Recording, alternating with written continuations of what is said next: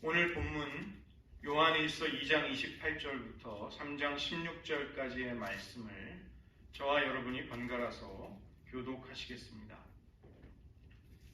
자녀들아, 이제 그의 안에 거하라. 이는 주께서 나타내신 바 되면 그가 강림하실 때 우리로 담대함을 얻어 그 앞에서 부끄럽지 않게 하려 함이라. 너희가 그의 오신 줄을 알리니 너희를 인하여 그에게서 난 줄 알리라. 보라, 아버지께서 어떠한 사랑을 우리에게 베푸사 하나님의 자녀라 일컬음을 받게 하셨는가. 우리가 그러하도다. 그러므로 세상이 우리를 알지 못함은 그를 알지 못함이라. 사랑하는 자가 우리가 지금은 하나님의 자녀와 상대의 것은 아직 나타나지 아니하였으나 그가 나타나시면 우리가 그와 같을 줄 아는 것은 그에 계신 그대로 것을 이라니. 주를 향하여 이 소망을 가진 자마다 그의 깨끗하심과 같이 자기를 깨끗하게 하느니라. 죄를 짓는 자마다 불법을 하나니 죄는 불법이라. 그가 우리 죄를 없애려고 나타나신 것을 너희가 아나니 그에게는 죄가 없느니라. 그 안에 거하는 자마다 범죄하지 아니하니 범죄하는 자마다 보지도 못하고 그를 알지도 못하니라. 자녀들아, 아무도 너희를 미혹하지 못하게 하라. 의를 행하는 자는 그의 의로우심과 같이 의롭고 죄를 짓는 자는 나에게 그러니 아기로서부터 범죄하느니라. 하나님이 나타나신 것은 아기의 일을 면하라 하심이라. 하나님께로부터 난 자마다 죄를 짓지 아니하나니 이는 하나님의 씨가 그의 속에 거하며 그도 범죄하지 못하는 것은 하나님께로부터 났습니다. 이러므로 하나님의 자녀들과 마귀의 자녀들이 드러나니 누구는 의를 행하지 아니하는 자는 또는 그 형제를 사랑하지 아니하는 자는 하나님께 속하지 아니하니라. 우리는 서로 사랑할지니 이는 너희가 처음부터 들은 소식이라. 가지같이 행하라. 저는 악한 자에게 속하여 그 알을 죽였으니 어떤 이유로 죽였느냐. 자기의 형제는 약하고 그의 아내의 형제로 일하느니라. 형제들아, 세상이 너희를 미워하여도 이상히 여기지 말라. 우리가 형제를 사랑함으로 사망에서 옮겨 생명으로 들어간 줄을 알거니와 사랑하지 아니하는 자는 사망에 머물러 있느니라. 그 형제를 미워하는 자마다 살인하는 자니 살인하는 자마다 영생이 그 속에 거하지 아니하는 것을 너희가 아는 바라. 그가 우리를 위하여 목숨을 버리셨으니 우리가 이로써 사랑을 알고 우리도 형제들을 위하여 목숨을 버리는 것이 마땅하니라. 아멘. 기도하시겠습니다. 하나님 아버지, 우리에게 주님께서 나타나실 때, 재림하실 때 주님의 참모습을 주님의 형상으로 변화된 우리가 친히 보게 될 것을 영광스러운 소망으로 허락하여 주셨습니다. 이 기이하고 놀라운 우리에게 주신 약속 앞에 저희들 주님을 사랑하며 살아가게 하시고, 하나님, 우리가 죄에 빠지는 대신에 빛에 거하며 하나님의 진리 가운데 거하여서 늘 하나님의 생명과 은혜를 누리며 경험케 하여 주시옵소서. 모든 말씀 예수님의 이름으로 기도드립니다. 아멘. 오늘 요한서 신서를 같이 살펴봅니다. 요한서 신서는 요한복음을 쓴 예수님의 사랑받는 제자 사도 요한이 쓴 편지입니다. 초대교회 가운데서 한 무리가 이단적인 교리를 따르면서 갈라져 나가는, 분열하는 일이 생겼습니다. 우리는 지금 그 무리들을 초기 형태의 영지주의 이단이라고 그렇게 추정해 볼 수가 있습니다. 여러 가지 그 역사적이고 문헌적인 증거들이 그렇게 나오고 있는 것이죠. 이들은 예수님의 성육신을 부정하고 자신들이 하나님께로부터 태어났기 때문에 죄가 없는 새로운 존재가 되었다고 주장합니다. 그리고 형제를 사랑하라는 새 계명을 소홀히 여기면서 윤리적으로 타락한 삶을 살아가는 사람들이었습니다. 이들은 예수님의 대속의 죽음과 부활이 아니라 그노시스, 영적인 지식을 가지게 되면 그 지식을 통해 구원을 받는다는 잘못된 가르침으로 교회를 어지럽혔습니다. 그 때문에 사도는 이제 예수님이 사람이 되신 하나님의 아들이시고 그분이 속죄 제물로 죽으셨음을 믿는 사람들만이 하나님과의 참된 사귐을 가질 수 있다. 이렇게 가르치고 있습니다.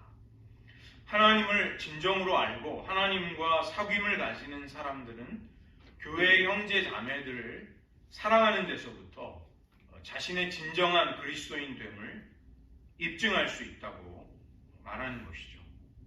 하나님과의 참된 사귐, 이 펠로우십, 코이노니아 그리고 형제사랑이라는 이 새로운 계명 위에서 교회가 굳게 설 것을 사도 요한은 당부하고 있습니다. 지금 이 서신서를 받아서 읽고 있는 교회는 혼란과 어려움 속에 있지만 적어도 그들이 누구인가를 똑똑히 알아야만 했던 것입니다. 사도 요한이 3장 10절을 보시면 이 세상에는 하나님의 자녀들과 마귀의 자녀들이 드러나게 된다. 이렇게 말씀하고 있습니다. 초대교회의 원수들, 초대교회를 적대시했던 이들은 자신들이 계속 죄를 지을지라도 우리의 영혼이 구원받았기 때문에 아무런 상관이 없다고 그렇게 가르치고 사람들을 그릇된 길로 이끌었던 것이죠. 이 영지주의 이단들은 영과 육을 구분하면서 영은 거룩하고 선하며 육은 악하다 이렇게 인간에 대한 왜곡된 가르침을 사람들에게 퍼뜨렸습니다. 그래서 육이 아무리 죄를 지어도 상관이 없다. 자연히 이런 사람들의 삶은 거룩함이 없는 윤리적으로 타락한 삶을 살아갔던 것이죠. 그러나 예수님이 나타나실 때 이 하나님의 백성들 그리고 하나님의 백성이 아닌 자들의 정체가 드러나게 된다는 것입니다. 하나님의 자녀들은 예수님 안에 거하면서 담대하게 예수님의 재림을 소망하고 있습니다. 아버지 하나님께서 독생자 예수님의 죽음과 부활을 통해 우리에게 의로움과 생명을 주셨기 때문이죠. 그러나 하나님의 사랑을 받아서 그분의 자녀가 된 우리의 진정한 정체성과 신분에 대해서 세상은 알지 못합니다. 세상은 우리가 어떤 사람들인지를 모른다는 것입니다. 왜냐하면 우리가 하나님께 속해 있고 그 하나님을 알지 못하기에 우리를 진정으로 알지 못한다는 것이죠. 그리고 하나님의 자녀됨의 이 영광이, 장래의 영광이 얼마나 엄청날지, 얼마나 놀라울지가 아직은 나타나지 않았다는 것입니다. 오늘 저희가 읽은 말씀 가운데 3장 2절, 이것은 너무나도 엄청난 말씀입니다. 이게 너무나 놀랍기 때문에 우리의 생각과 기대를 이렇게 훌쩍 초월해버리고 뛰어넘게 되는 것이죠. 예수님이 나타나실 때 그분의 재림 때에 우리는 그분과 같은 형상으로 변화를 받는다는 것입니다. 그분과 같이 된다. Christ likeness. 예수님처럼, 그리스도처럼 된다. 이 불완전하고 연약한 우리가 적어도 주님과 같은 그런 형상으로 주님의 성품과 주님의 거룩을 입게 된다는 것이죠. 그리고 그 상태에서 우리는 주님의 참 모습을 볼 수 있다는 것입니다. 우리가 이제 어느 정도 놀라운 은혜, 참 하나님이 우리에게 베푸시는 귀한 사랑에 대해서 우리는 만족하고 기쁨을 누립니다. 그런데 우리가 예수님과 같아져서 예수님의 참모습 그대로를, 그분의 본질 그대로를, 영광 그대로를 볼 수 있게 된다는 것. 이것은 우리가 조금 묵상을 해봐도 상상하기가 어려운 말씀입니다. 너무나 엄청난 약속이기 때문에 그런 것이죠. 이런 소망은 우리에게 기쁨을 넘어서서 경이로움과 또 영광스러움을 느끼게 해줍니다. 3장 3절의 말씀을 보시면 바로 이 소망을 품고 있고 이것을 붙들고 살아가는 우리는 주님의 거룩하심과 깨끗하심에 동참하고자 하는 열정이 생기는 것이죠. 우리를 정결하게 하고자 하는 거룩한 열망은 바로 여기에서부터, 이 소망을 붙드는 데서부터 생긴다는 것입니다. 그것이 우리로 하여금 거룩한 정결한 주님을 따라가도록, 쫓아가도록 만드는 것이죠.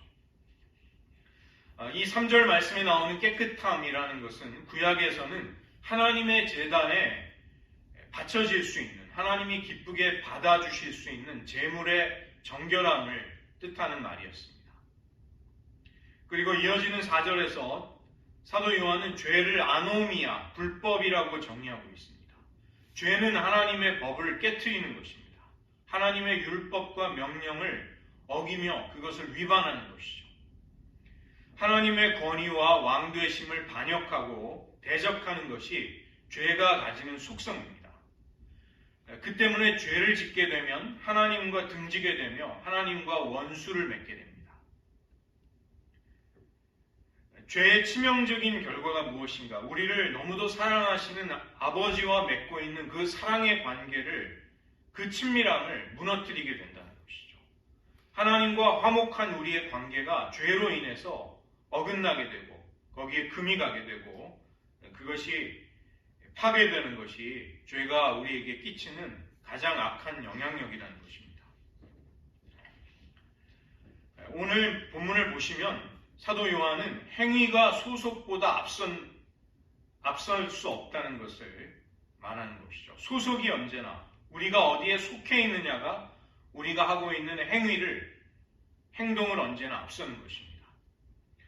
죄를 짓지 않는 하나님의 자녀들과 죄를 짓고 있는 마귀의 자녀들이 나타나는데 이들이 어떤 행동을 하고 있는가, 그들이 죄를 짓는가 아닌가의 여부가 그들이 어디에 속해 있는지를 드러내게 된다는 것이죠. 그런데 우리가 이 요한일서 전체를 보면 조금 의혹이 생깁니다. 요한일서 1장 8절과 10절을 보시면 만약에 우리가 죄가 없다는 말을 한다면 스스로를 속이고 진리가 그 안에 있지 않다는 말을 요한은 합니다. 우리가 범죄하지 않았다고 말한다면 그것은 하나님을 거짓말하는 이로 만드는 것이다. 이렇게 말씀하고 있는 것이죠. 그렇다면 이 1장 8절과 10절이 오늘 3장의 말씀과 하나님의 자녀들이 죄를 짓지 않는다는 이 말씀과 모순되는 것처럼 보이는 것이죠. 그러나 여기 3장에서 죄를 짓는다는 말은 계속적이고 의도적인 죄를 짓는 것을 말하는 것입니다. 하나님의 자녀가 죄를 지을 때는 그런 식으로는 죄를 지을 수 없다는 것입니다. 그 때문에 죄를 짓지 않는다 이렇게 말하는 것이 아니라 죄를 지을 수 없다. 하나님께 속한 하나님의 백성은 죄를 지을 수 없다 이렇게 말하는 것이죠. 그 근거가 3장 5절에 있습니다. 하나님의 아들이 우리의 죄를 없애기 위해 우리에게 임하시고 우리에게 나타나셨다는 것이죠. 또 9절 말씀을 따르면 하나님의 씨, 하나님의 말씀과 하나님의 생명이 그의 속에 거하기 때문에 지속적이고 고의적이고 반복되는 의도적인 죄를 짓지 않게 된다 이렇게 말하는 것입니다. 물론 신자라고 할지라도 우리가 예수님께 나아가 고백하며 용서받아야 할 죄가 분명히 있습니다. 그러나 하나님의 말씀과 성령이 거하고 있는 자녀로서 우리는 사함을 받지 못하는 죄라든가 사망에 이르는 죄를 지을 수가 없죠. 왜냐하면 우리 안에 하나님의 생명이 그러한 죄로 나아가는 것을 막는다는 것입니다. 우리가 새 생명을 받았기에 그러한 종류의 죄를 습관적으로, 지속적으로, 고의적으로 짓지 않게 된다. 그것이 하나님의 백성이다. 이렇게 사도 요한은 말씀하고 있는 것입니다. 그 반면에 마귀의 자녀로서 죄를 짓고 있는 사람들은 자신이 마귀에게 속해 있다는 것을 자신이 행하는 그 악행을 통해서, 범죄를 통해서 그대로 드러내 보인다는 것입니다. 의를 행하지 않고 형제를 사랑하지 않습니다. 이러한 죄를 통해서 그 자신이 누구에게 속해 있는지가 보이게 되는 것이죠. 그 대표적인 사람이 바로 가인입니다. 자기 형제를 죽인 가인은 이 행동으로 그 죄를 저지르기 이미 전에 이미 마귀에게 속해 있는 사람이었습니다. 그래서 영적인 아비, 마귀의 속성을 그는 그 속성을 따라서 죄를 행하게 된다는 것입니다. 8절의 말씀을 보시면 마귀는 처음부터 범죄했다. 이렇게 말하는 것이죠. 그리고 하나님의 아들은 우리로 하여금 죄를 짓도록 역사하는 이 마귀의 일을 멸하시기 위해서 나타나셨다. 사도 요한은 우리에게 말하고 있는 것입니다. 그 때문에 의를 행하는 자는 하나님께 속해 있음을 하나님의 성품을 따라 행하는 자신의 순종을 통해서 성도의 삶을 통해서 그것을 나타내 보이게 됩니다. 하나님께로부터 난 자, 하나님 안에 거하고 있는 자는 예수님께 속해서 영적인 아버지의 일, 자신이 어디에 속해 있는가를 그의 삶을 통해 행한다는 것이죠. 그리고 그것은 그 안에 심겨져 있는 하나님의 말씀으로부터 자연스럽게 맺어지는 삶의 열매가 된다는 것입니다. 이런 하나님의 자녀들에게는 한 가지의 특징이 생깁니다.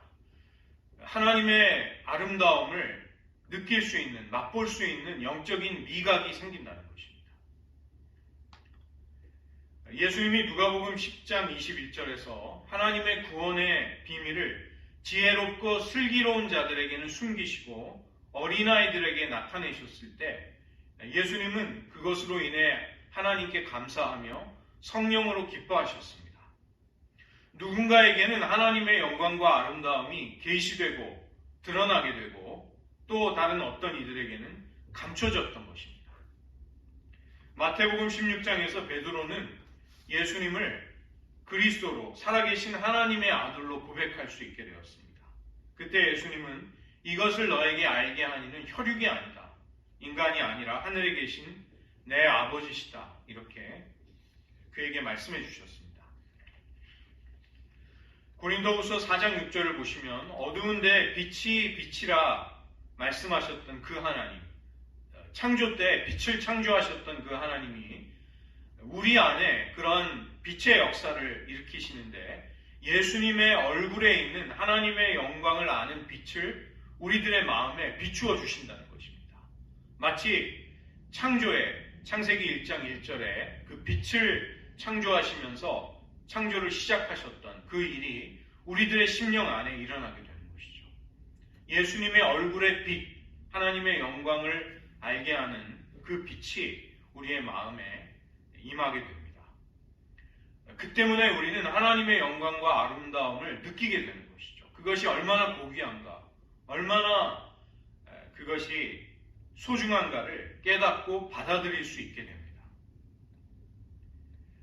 우리를 구원에 이르게 하는 믿음이라는 것은 이러한 하나님의 영광과 영적인 아름다움을 알아보는 것입니다. 그리고 그것을 맛보게 되는 것이고 그것에서 새로운 소망이 나오고 우리의 신앙생활의 기쁨이 거기에서부터 나오게 됩니다.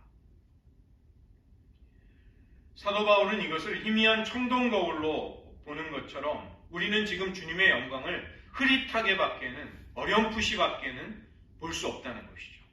그러나 우리가 주님의 형상으로 변화될 때, 오늘 말씀에 따르면 우리가 그와 같게 될 때, 그때 우리는 영광에서 영광에 이르게 된다. 주님의 형상으로 변화를 받고 주님을 참모습 그대로 보게 된다는 것입니다. 이것을 사도 바울은 그때 우리가 얼굴과 얼굴을 맞대며 그분을 보게 될 것이다. 이렇게 말하는 것이죠. 구약에 보면 출애굽기에서 모세가 하나님 앞에 얼굴과 얼굴을 맞대고 대면해서 시내산에서 하나님의 임재 앞에 머물렀습니다. 그런데 이제 이런 신비스럽게 계시되었던 이 은혜가 예수님을 통해서 이루어지게 된다는 것이죠. 오늘 사도 요한은 이처럼 하나님의 은혜에 깊이 참여하는 은혜가 우리에게 영광스러운 소망으로 주어져 있지만 또 한편에는 죄악의 역사가 있다는 것을 경고하고 있는 것입니다. 사탄이 우리들의 믿음을 무너뜨리기 위해서 사용하는 수단은 거짓입니다. 곧 속임수라고 할 수 있죠. 마귀는 거짓말쟁이요 거짓의 아비로 진리가 그 속에 없기 때문에 진리에 설 수 없다. 요한복음은 그렇게 말씀합니다. 거짓을 말할 때마다 거짓을 자기의 것으로 말하는 것이 거짓의 아비 마귀다. 이렇게 말씀하고 있습니다. 죄가 우리에게 힘을 가질 때 그것은 우리를 속일 때만 그런 힘을 가질 수 있다는 것이죠. 죄가 우리에게 약속하는 쾌락과 기쁨이 하나님과 함께하는 우리에게 약속된 미래의 기쁨보다 더 크다고 우리를 속일 수 있을 때, 그때 우리는 죄악의 힘에 지배를 당하게 됩니다. 이것은 사탄이 거짓말로 우리를 꿰어내는 것이죠. 우리가 이 거짓말을 받아들이게 될 때, 죄는 하나님과 함께하는 것보다 더 큰 기쁨을, 더 큰 쾌락을 너희들에게 주겠다고 거짓된 약속을 하는 것입니다. 그리고 그 거짓을 통해서 우리를 지배하게 되는 것입니다. 하나님을 따르는 길은 좁고 힘들고 고통스러울 수밖에 없다. 그것은 그 길을 가면 갈수록 불행해질 것이다. 그러나 내가 약속하는 길은 유쾌하고 달콤하고 만족스럽다고 이야기합니다. 사탄이 에덴 동산에서 하와를 유혹했던 것입니다. 하나님은 인색한 분이시고 더 큰 기쁨과 쾌락, 더 좋은 은혜를 감추시고 너희에게 주시지 않는 인색한 분이시다. 이것을 암시했던 것이죠. 사탄은 지금도 우리를 죄악된 상태와 행동 속으로 이끌어가기 위해서 이런 거짓된 약속을 우리에게 사용하는 것입니다.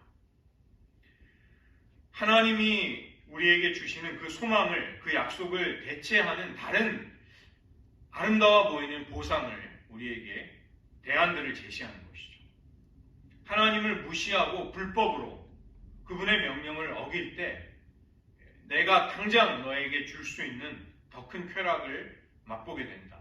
이것을 속삭이는 것입니다.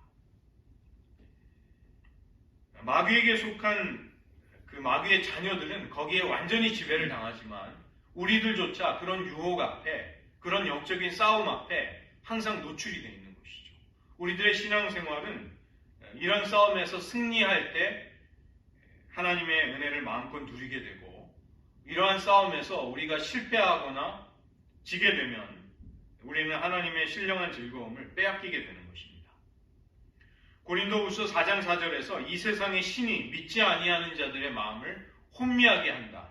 그래서 하나님의 영광의 복음의 광채가 그 마음에, 우리의 마음에 비치는 것을 막는다. 이렇게 말하는 것이죠. 그래서 사탄이 의도하는 바는 우리들의 마음에서 하나님의 진리와 그 아름다움을 감추는 것입니다. 하나님의 영광의 빛이 우리들의 마음에 그대로 어떤 장애도 없이 온전히 임하는 것을 어떤 식으로든 막으려고 하는 것이죠.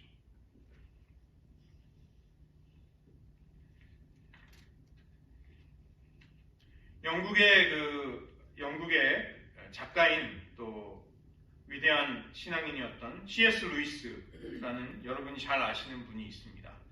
이분이 스크루테이프의 편지라는 그 작은 책을 썼는데 그 책의 내용은 인간을 유혹하는 일을 평생 해왔던 악마, 스크루테이프가 악마의 이름입니다. 스크루테이프가 자기의 조카인 웜우드라는 이제 인간을 유혹하는 일을 새로 시작한 조카에게 어떻게 하면 인간을 타락시키고 실패하도록 할 수 있는가를 조언하는 것이 그 편지의 묶음으로 그렇게 책이 되어 있습니다. 그 책의 그 8장을 보면 이런 내용이 나옵니다. 이 스크루테이프는 하나님을 가리켜서 이제 원수라고 부릅니다. 이것은 C.S. 루이스가 쓰는 문학적인 표현이죠. 원수가 쾌락을 만들었지만, 쾌락을 창조한 것은 원수다.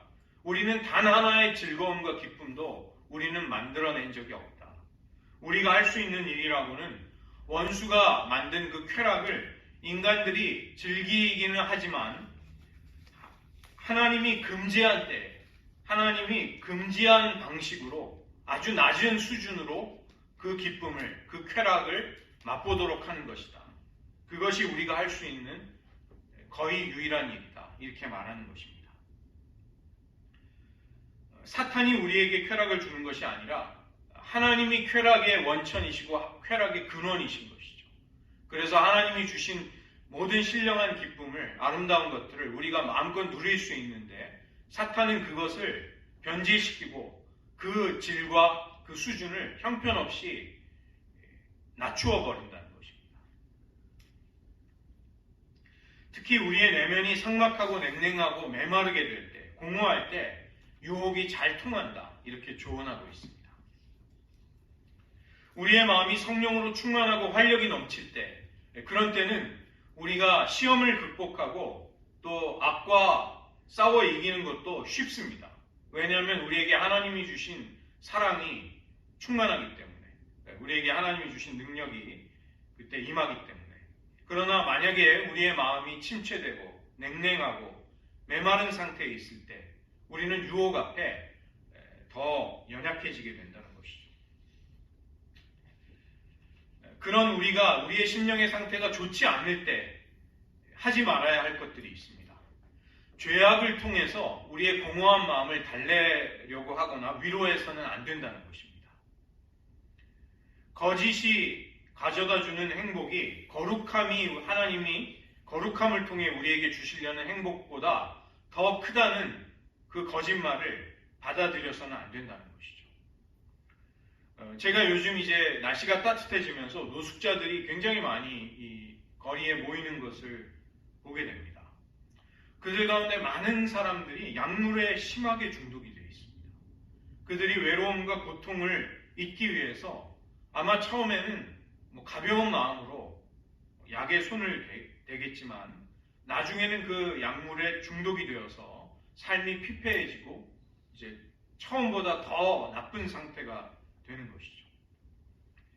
우리에게 어떤 종류의 유혹이라도 그 유혹이 찾아올 때 우리는 도리어 그 유혹을 나 자신을 평가하고 나 자신을 하나님 앞에 성찰하고 반추해 볼 수 있는, 반성해 볼 수 있는 기회로 삼을 수 있는 것이죠.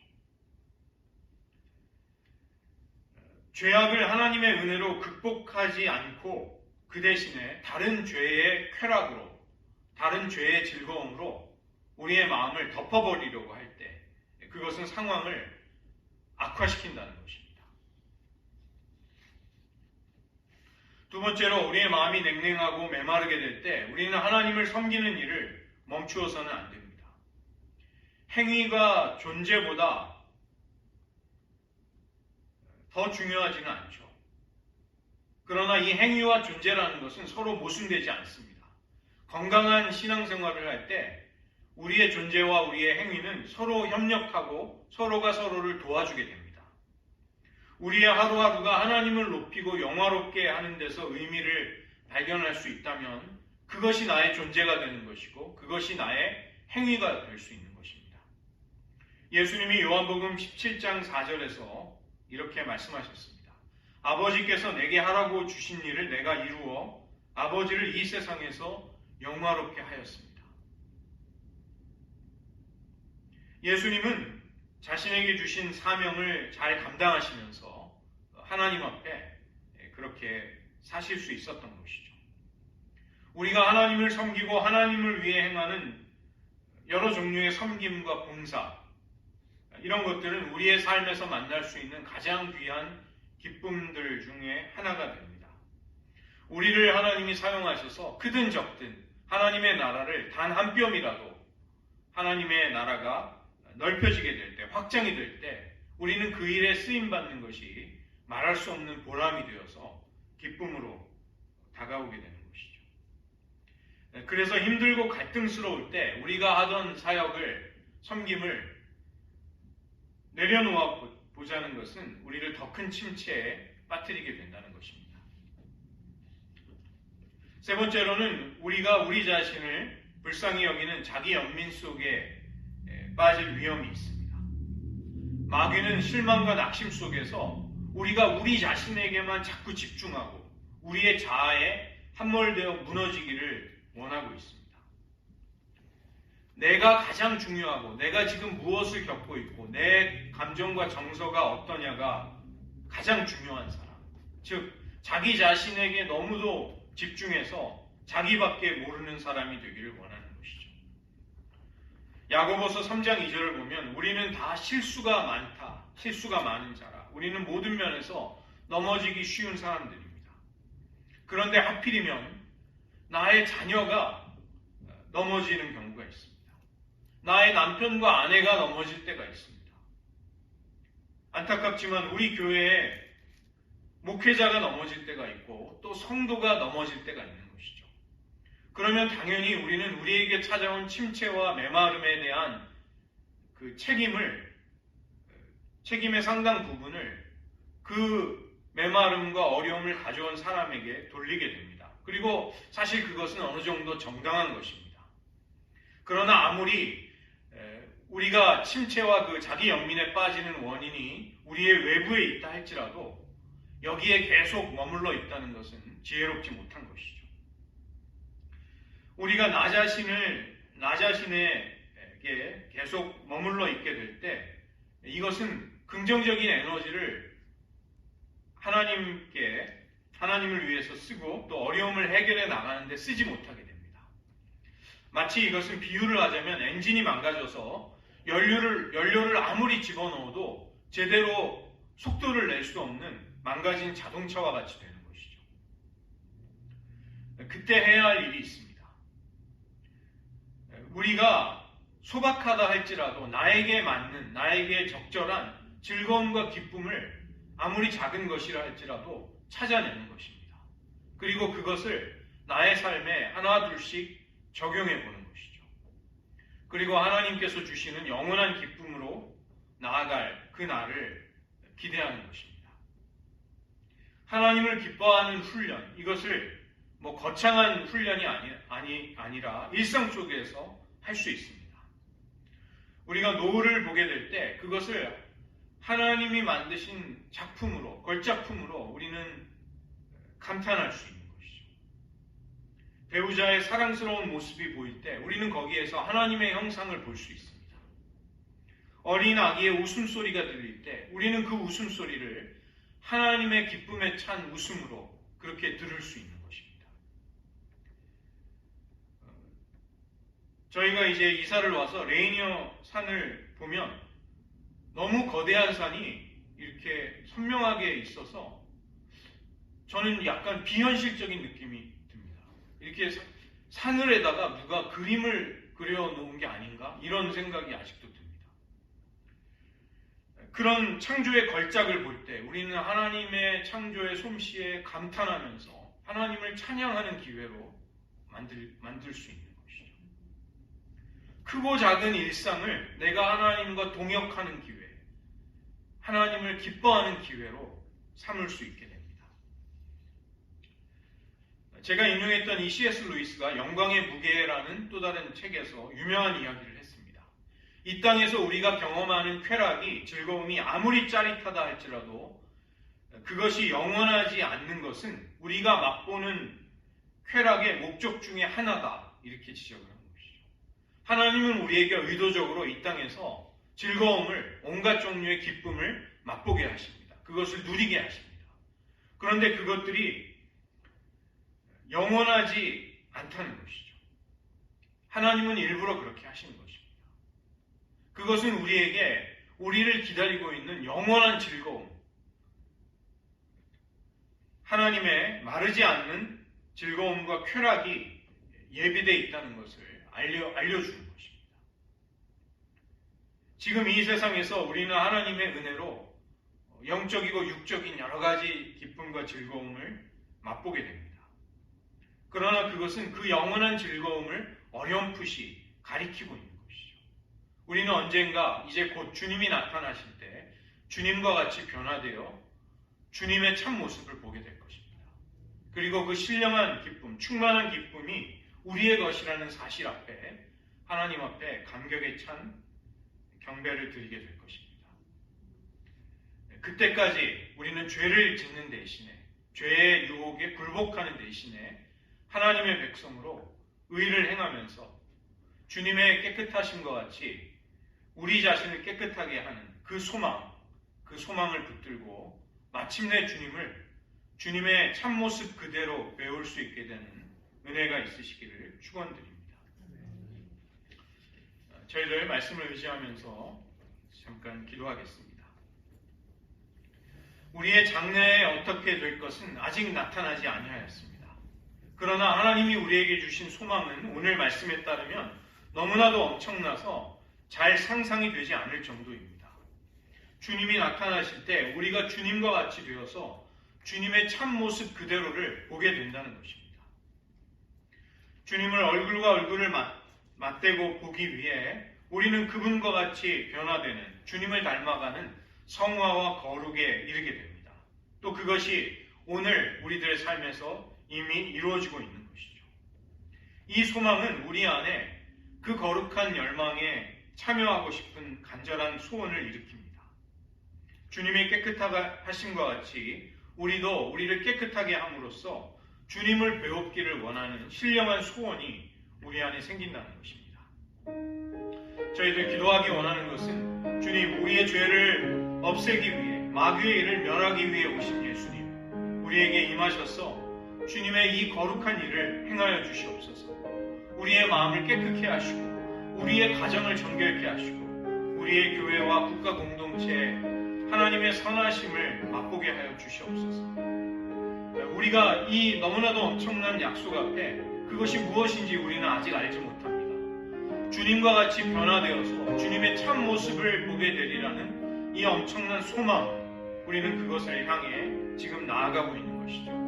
주님, 이 소망을 붙들고 우리가 믿음에 약해지거나 뒤로 물러서지 않게 하시고 이 은혜에 참여케 하여 주시옵소서. 그 소망 가지고 저희들 한번 기도하시겠습니다. 하나님 아버지, 지금 불완전하고 연약한 삶을 살고 있는 우리에게 주님 너무도 놀라운 소망을 주셨습니다. 주님이 나타나실 때 주님과 같이 되어 주님의 참 모습을 보게 되리라는 영광스러운 소망입니다. 주님, 그 때문에 우리는 주님의 깨끗하심과 같이 우리를 깨끗하게 하옵소서. 그 은혜에 들어가기를 점점 더 간절히 열망하게 됩니다. 하나님, 우리를 붙들어 주시옵소서. 하나님, 죄를 지음으로 하나님의 거룩한 신령한 즐거움들을 잃어버리지 않게 하시고 우리가 늘 주님과 동행하고 연합하는 은혜 속에 살아가는 삶이 되게 하여 주시옵소서.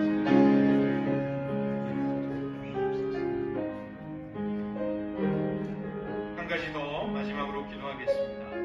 사탄은 우리를 미혹하려고 하고 있습니다. 어떻게든지 우리와 하나님 사이의 친밀한 사랑의 교제와 그 사귐을 앗아가려고 한다는 것입니다. 특히나 우리의 마음이 침체되고 낙심되고 약해져 있다면 우리는 더 주의해야 하겠습니다. 사탄은 하나님의 약속을 믿고 미래를 향해 나아가는 것이 너무 피곤하고 힘들기 때문에 적당히 그만두라고 우리에게 끊임없이 속삭입니다. 그 대신에 죄가 당장 가져다 줄 수 있는 더 큰 쾌락과 즐거움을 취하라고 우리를 유혹하는 것입니다. 섬김과 사역을 내려놓고 갈등을 피해버리라고 합니다. 자기 연민에 빠져 나의 감정, 내가 느끼는 기분, 내 자아에 집중하는 것이 가장 중요하다고 말하는 것이죠. 내가 제일 중요하기 때문에 다른 이들의 유익이나 다른 이들의 마음 따위는 소용이 없다고 우리에게 말하는 것입니다. 그러나 우리는 도리어 유혹이 찾아올 때 그 유혹으로 인해 우리 자신을 돌아보며 하나님께 더 가까이 나아가라는 영적인 신호로 받아들여야 하겠습니다. 이 시간 저희들 기도하기 원하는 것은 주님, 소소한 일상의 행복과 기쁨과 즐거움을 우리가 기회가 닿는 대로 찾아서 하나님 앞에 그것을 누리며 즐거워하게 하여 주시옵소서. 무엇보다 하늘의 영원한 신령한 기쁨과 즐거움으로 우리를 이끌고 가시는 주님을 신뢰하며 그날이 오기를 기도하는, 또 기대하는 삶을 살아가야 하겠습니다. 하나님, 우리가 연약함에 있을 때, 우리의 심정이 메마를 때 도리어 더욱 깊이 주님과 동행하게 하여 주시옵소서. 다시 한번 마지막으로 기도하시겠습니다.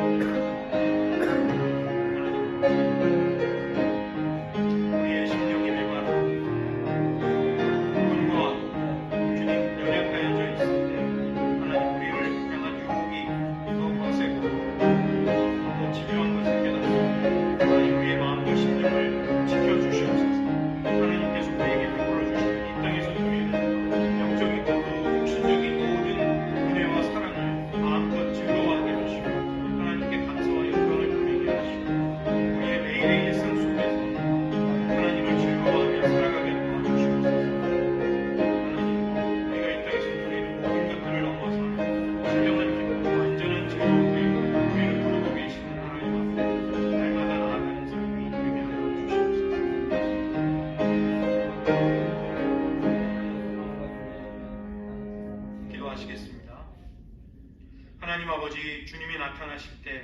우리를 주님의 형상으로 변화시켜 주심으로 주님의 참 모습 그대로를 볼 수 있게 하시는 놀라운 소망을 우리에게 주셨습니다.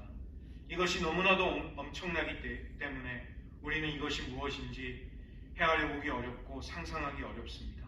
그러나 분명한 것은 하나님의 약속하신 바가 하나님의 신실하심을 통해 반드시 우리에게 임한다는 것을 저희들 확신합니다. 하나님, 이 약속을 붙들며 우리가 죄의 유혹이 우리를 찾아올 때마다 그 유혹으로 인해 더욱더 하나님 앞에 깨어 하나님을 찾아야 한다는 신호로 우리가 그것을 받아들일 수 있게 도와주시옵소서. 특별히 우리들의 마음이 메마르고 곤고하고 지쳐있을 때 유혹의 거짓이 더 강해질 것입니다.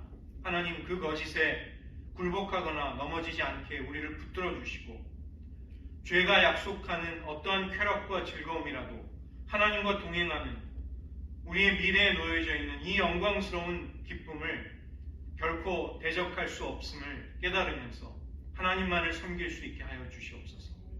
하나님, 우리가 살아가는 일상 속에서 하나님을 기뻐하는 소소한 즐거움을 발견하게 도와주시고 그 매 순간순간이 하나님을 높여드리고 하나님을 찬양하는 삶이 되게 하여 주시옵소서. 모든 말씀 예수님의 이름으로 기도드립니다.